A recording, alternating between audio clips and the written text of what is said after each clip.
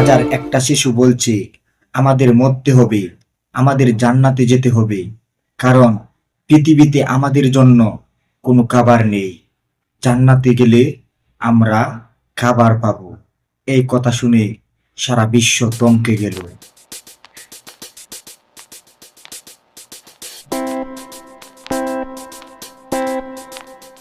দেখুন, গাজার মানুষ কি অসহায়ের মতো মাটি কুড়ে কুড়ে খাচ্ছে, কতটা কষ্টদায়ক একটু ভাবতে পারেন।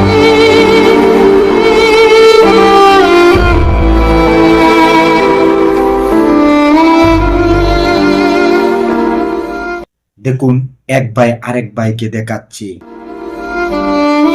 বলছে আমি ব্যথা পাচ্ছি, আমার এখানে কত বিক্ষত হয়েছে।